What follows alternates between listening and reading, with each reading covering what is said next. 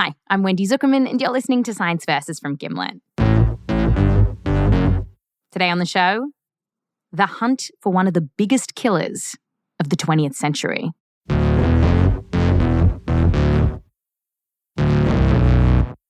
It's almost inconceivable how bad it was. There are reports of people turning blue and getting this sort of weird death-looking face because they weren't getting enough oxygen. That's producer Rose Rimler, and we're talking about the 1918 flu. It's estimated that it killed as many as 100 million people worldwide. And while a lot of us have heard quite a lot about this flu, as Rose started researching it, one thing that really surprised her was how little science knew about what was killing people at the time. They knew about flus. They had the word influenza, but they didn't know exactly what a virus was because they didn't have microscopes that could see anything that small. I just think about how much comfort I get from the fact that we know certain things about the coronavirus. Like, we know how it enters the body, how it can attack the lungs. We know it's a coronavirus. I don't know. I get comfort from that. And so this idea that back then there was this invisible thing just sweeping through cities and killing all these people, I feel like is terrifying to think about. I agree. That would make the pandemic even scarier. It would take it from global public health emergency, scary, to Stephen King novel level of scary. This invisible supernatural beast haunting us. That's what I imagine it must have felt like in 1918. And this weird invisible beast, it would stay invisible to science for decades. Because even after we learned what a virus was, it was too late. Yeah, because the way that you can start to study a virus is you take it from someone who's infected with it. And by the time we knew what viruses were, there was no one around who was infected with this flu anymore. They'd either recovered or they died. Oh. So there was really no way for science to know what had killed all these people? No, not really. And for a long time, scientists just sort of resigned themselves to the flu itself as lost to history. And that was the prevailing thought for decades. And so without knowing what actually killed these people, science couldn't answer really basic questions about this pandemic. Like, why was it so deadly? Could this virus come back and kill us all again? And solving this scientific riddle, it would take almost 100 years, an unlikely hero, and an adventure to the edge of the world and back again. It was so ghoulish. It was such a weird fixation that he had. It just sounded too crazy to be real. My God, I have a source of frozen bodies. And I said, they will not let you. And he said, well, I'm going to try. So strap in, because it's coming up just after the break.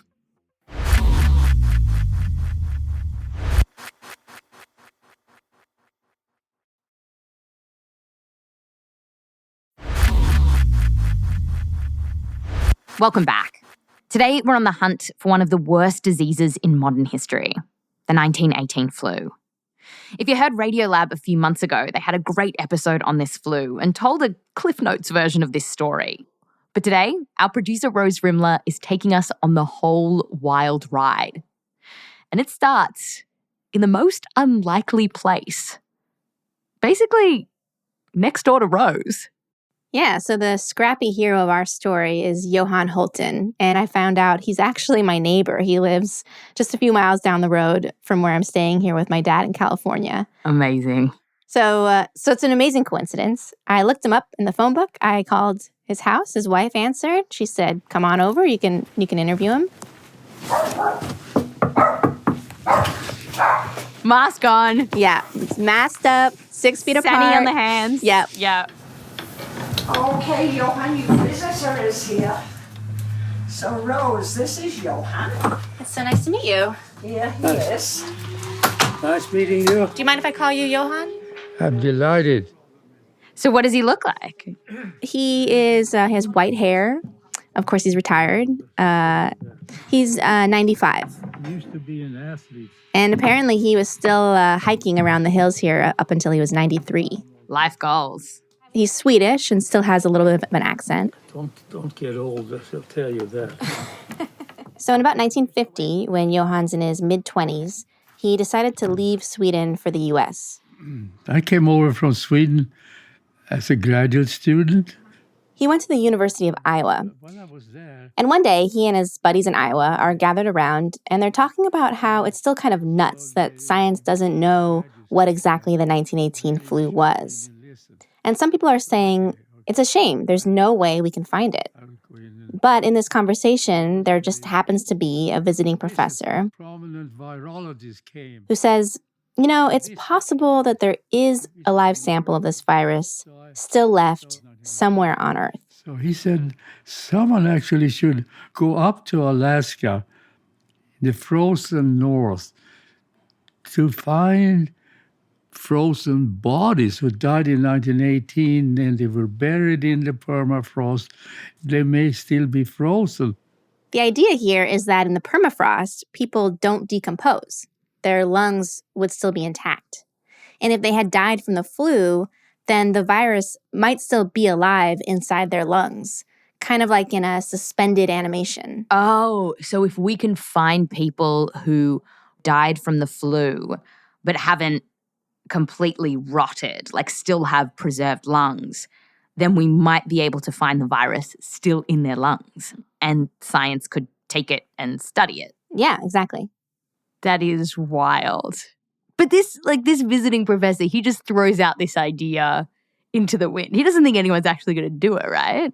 That's what it sounds like. He didn't really say, like, this must happen. He was just like, what might work?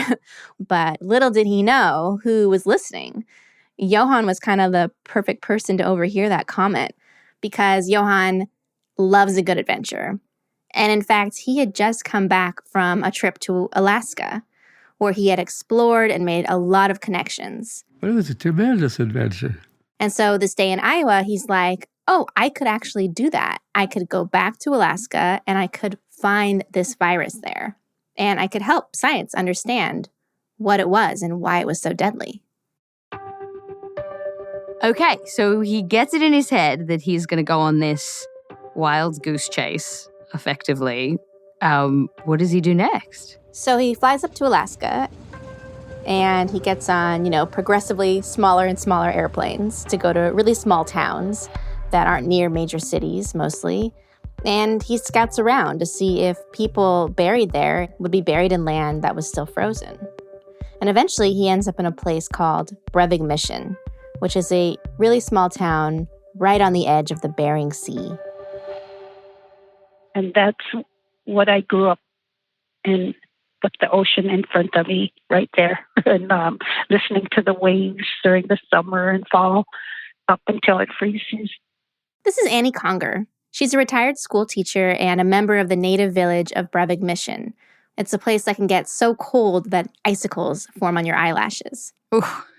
And the land there is mostly tundra, so like low grasses and shrubs, and you can see around for miles. There's so much to see. It's a beautiful country. So back in 1918, the flu made it up to Alaska, and when it did, it really devastated a lot of the small towns there. And Brevig Mission was one of them. We lost our great-grandparents. Annie grew up hearing stories about what happened there from people who survived it. One thing that would happen was people would get these really high fevers. And the fever was unbearable. They would run out of their houses and roll around in the snow to cool off. And they died really quickly. Once it hit, and they were gone the next day. People who survived it did not want to talk about it. It was just something horrible. But you could see in their eyes how much it affected them, because it was just horrendous to see, your family, your community dying one after the other during that time.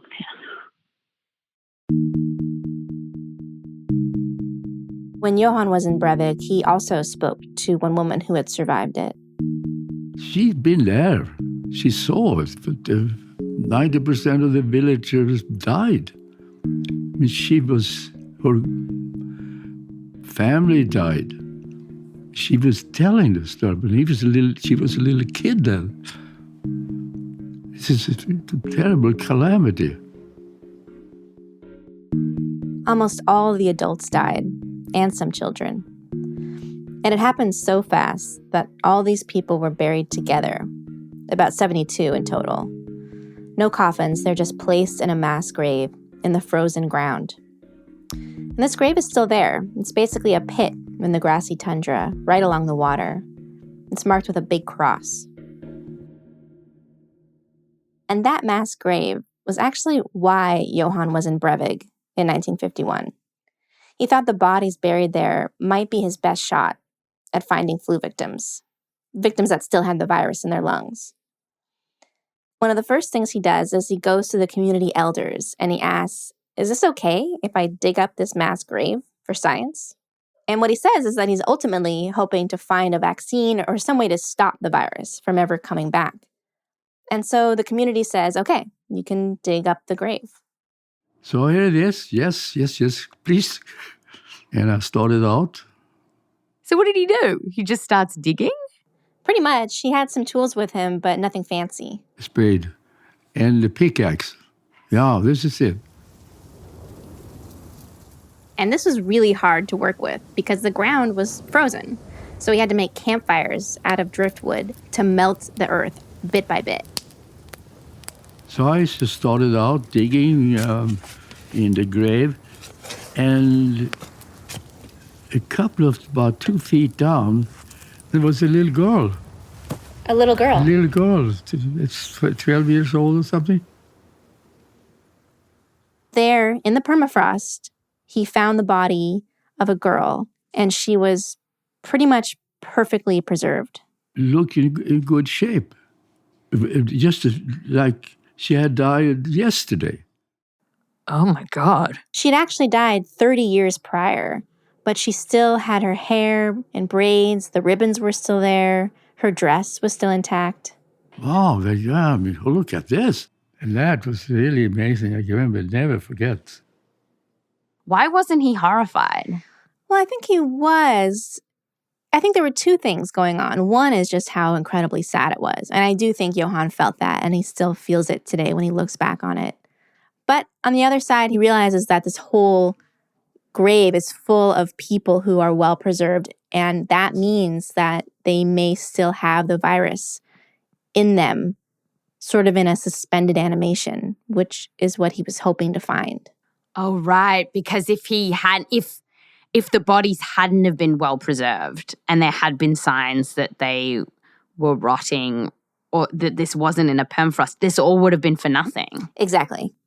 I was just astonished with finding this and realizing what it meant. That here I have a goldmine of information about the disease. Fantastic. I remember it so clearly. So he calls some colleagues who are waiting in Fairbanks, and they come out to help him. And all together, they dig a little bit more. And so they end up uncovering a few more bodies. And then they open up these bodies' chests, and they take some pieces from their lungs. So they crack open these corpses and then scoop up a sample of their lungs. Yeah. And then they cover everyone back up. They go and say thanks to the community, and they're ready to go back to Iowa. But there's a problem. They have to keep these samples really cold, of course. That was like the whole point, that the lungs were cold for many years and never decomposed. But it's going to take a little while to get back to Iowa, so they have to keep them cold. And they had thought of this ahead of time. They brought thermoses and they brought dry ice, but they didn't bring enough dry ice. And by the time they needed it, it was all gone. My God, here's the end of our experiment. So what do? So Johan thought it's over, and then he has an idea, which is that maybe the answer lies in fire extinguishers. What? So fire extinguishers, at least certain types, when you squeeze the lever, it makes a big cold cloud. That's what puts out the fire. And Johan's like, wait, that could be the answer. So I could put the nozzle from the fire extinguisher right in and blast it. So when they get to Anchorage, We went from hardware store to hardware store to hardware store to fire departments that rounded up all the carbon dioxide fire extinguishers that existed in that place. you bought all of All Anchorage's? of them, yes. Oh my gosh. Basically, every time they get off the plane, because they have to get off frequently to refuel or to change planes, Johan takes the fire extinguisher, takes the thermos where he's got these samples in, and Squeeze the handle and a big poof comes up. Big noise and everybody's nearby wonder what it was. Oh my gosh, does this work? well, so they get back to Iowa. He gets back to campus, and this is where the story goes from this adventuring in the field to kind of adventuring in the lab. So now he's got sort of classic grad student drudgery work, which is he has to grow the virus out. So what he was hoping was that the virus was alive, but sort of in this suspended state, and he could kind of wake it up.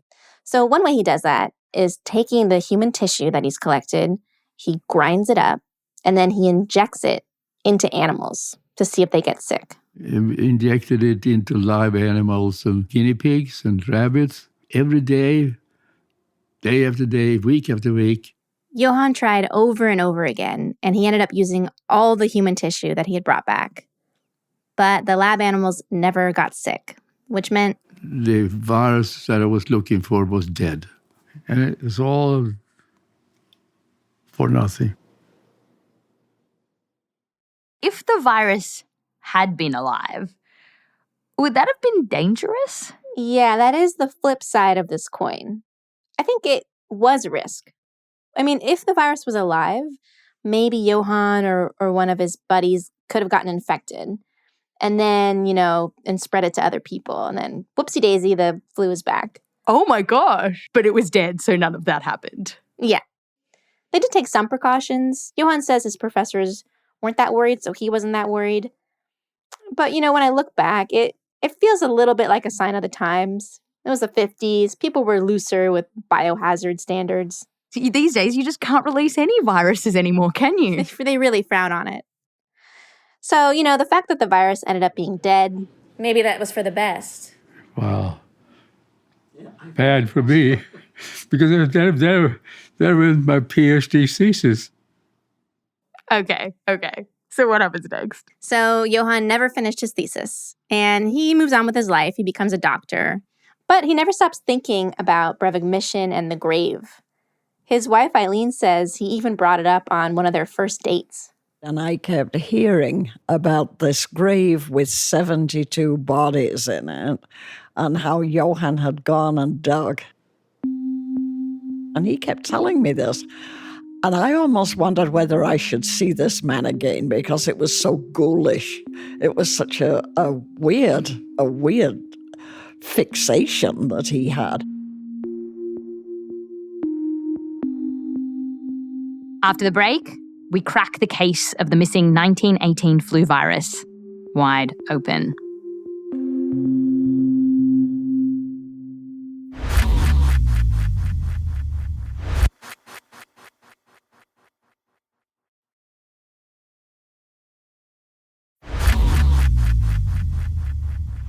Welcome back. So we just heard that Johan's trip to Alaska, where he dug up the bodies, was a bust.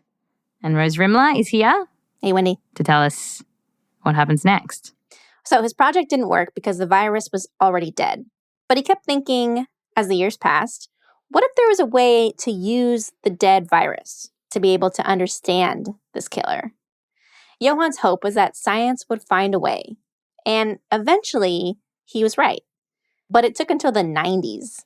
That's when science had come up with a way to get information out of a dead virus. Oh, so now we have the technology. Now we have the technology, and Johan's about to make history.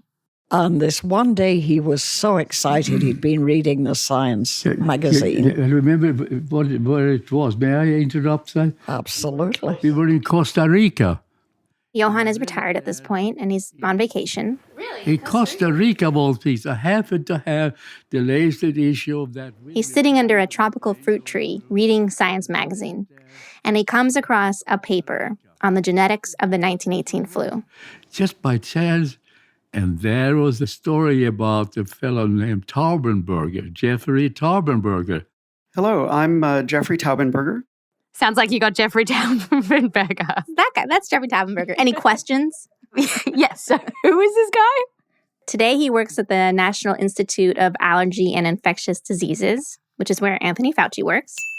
But back in 1997, he was at the Armed Forces Institute of Pathology. It's a huge concrete bunker with no windows. It's just a huge cement, steel-reinforced block. So it's a horrible environment to work in. Jeff and his colleague, Anne Reid, were toiling away in this bunker. Here's Anne. We both went to work really early. We would both get to work about 6 a.m. And we would, make a pot of coffee and sit down and talk in the morning about what we were going to do. And here's what they were doing. The team was trying to piece together the genetic code of the 1918 virus. And they were using slices of lung tissue that had come from soldiers who died of the flu back in World War I. I used to call Jeff Eeyore because he was always a glass half empty kind of guy. Jeff was worried that this wouldn't work because the samples they had, which were stuck in paraffin wax, they were teeny tiny. About the size of a fingernail. That's it. And maybe a quarter of an inch thick. That's it. I think most people at the Institute thought it was kind of a crazy idea. We didn't think it would work. The virus was completely degraded. And so you could only detect little pieces of it at a time. And my boss at the time actually suggested that maybe we stop working on it after about 6 months with no success, saying that, see, this isn't going to work and you're kind of wasting resources, so maybe you shouldn't do that. Well, that's very discouraging. But luckily, I didn't listen.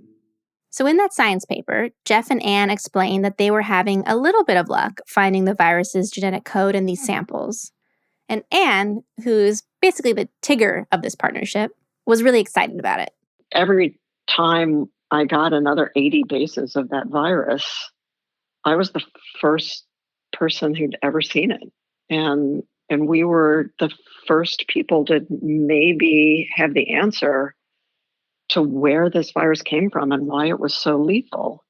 But before they could answer those questions, they needed more bits of virus, which meant they needed more samples. And when Johan reads this paper written by Jeff and his team under that fruit tree in Costa Rica, he's like, my God, maybe he would be interested in the specimen from Alaska. He's looking in paraffin blocks, and I have a source of frozen bodies in Alaska. I can go back there. This is like the Mighty Ducks when they're coming back. You need to see some newer movies.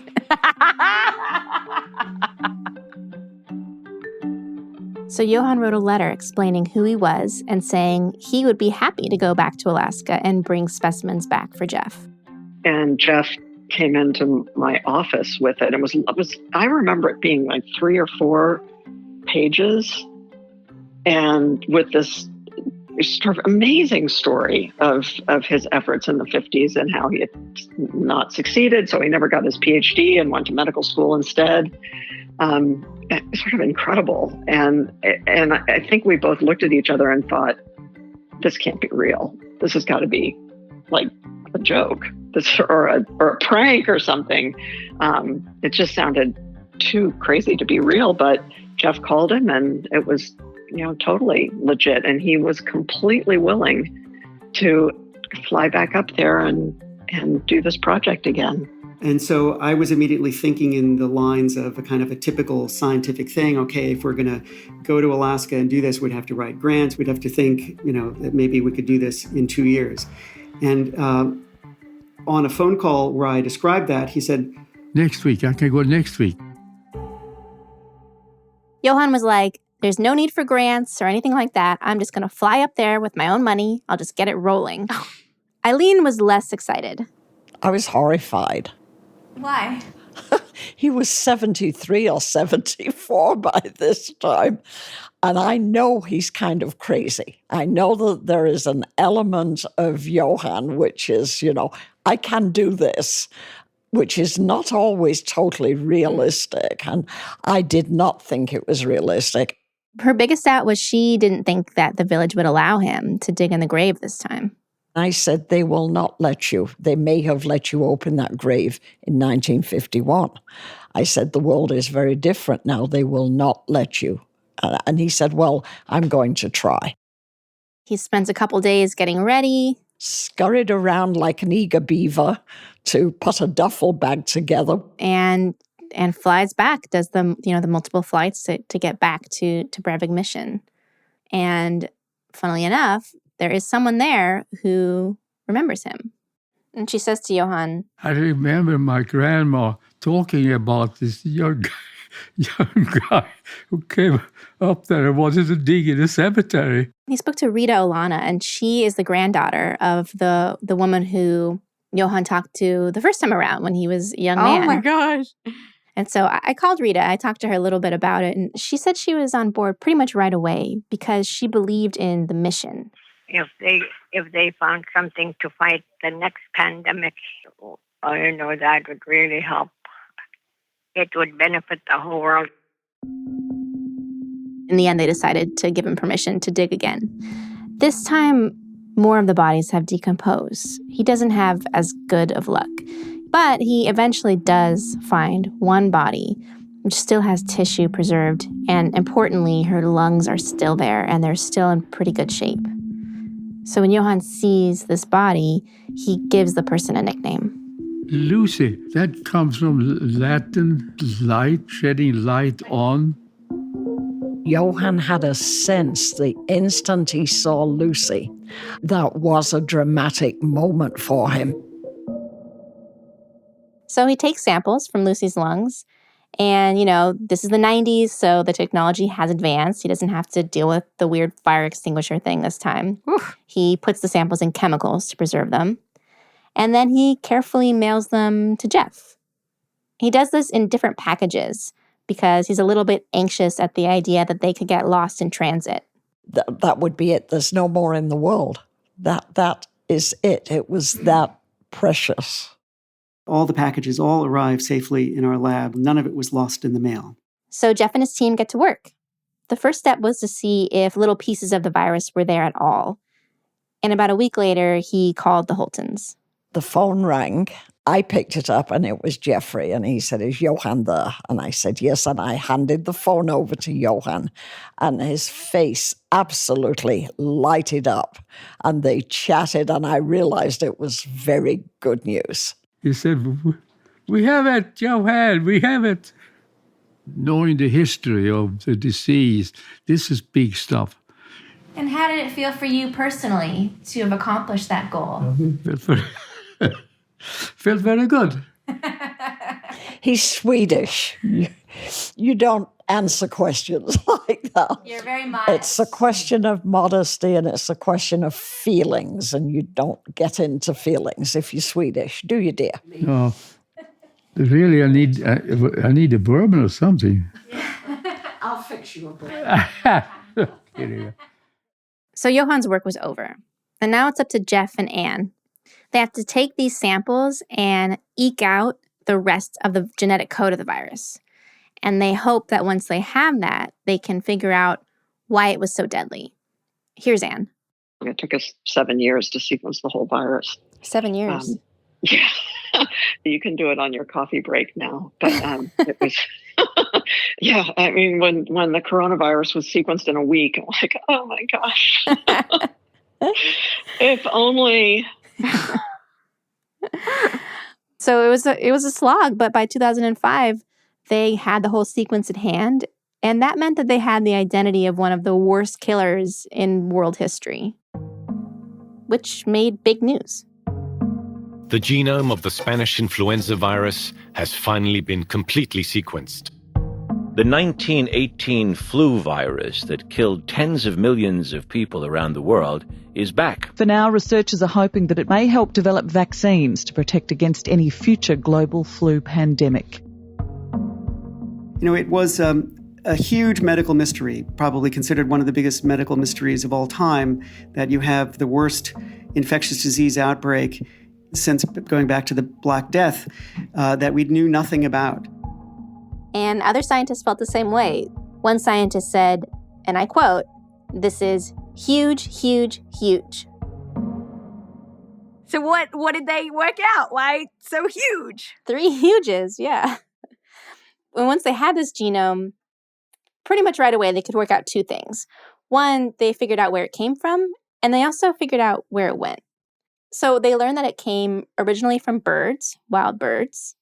And then as far as where it went, even though it seems like the flu just sort of mysteriously disappeared, it actually didn't go anywhere. It stuck around and mutated. From a genetic standpoint and from the standpoint of the virus, the 1918 flu never went away fully. We can tell from the sequence that it kind of turned into seasonal flus that still go around today. That's amazing. And to this day, scientists are still poring over this flu, trying to learn more about it and figure out what makes it tick. They want to learn why exactly it was so deadly, how it can be used to make a vaccine in the future. It's all really exciting, burgeoning research. And it's pretty wild to think that this whole branch of study is possible in large part because of Johan, my friendly neighbor from Sweden. I have an expression that everything doesn't go wrong all the time. Now and then, things do not go wrong. That's Science Versus.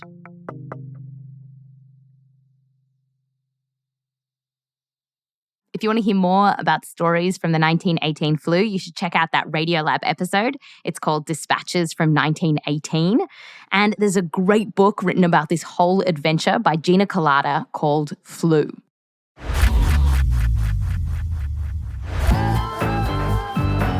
This episode was produced by Rose Rimler with help from me, Wendy Zukerman, along with Michelle Dang, Hannah Harris-Green, and Nicholas DelRose. We're edited by Blythe Terrell, fact-checking by Eva Dasher, mix and sound design by Peter Leonard, music written by Peter Leonard, Bobby Lord, Emma Munger, and Marcus Thorne Bagala.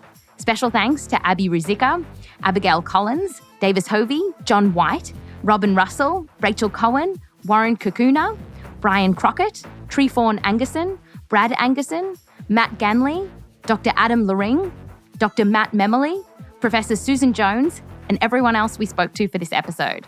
Plus, a big thanks to Brendan Klinkenberg, Walter Rimler, the Zukerman family, and Joseph Lavelle Wilson. I'm Wendy Zukerman. I'll fact you next time.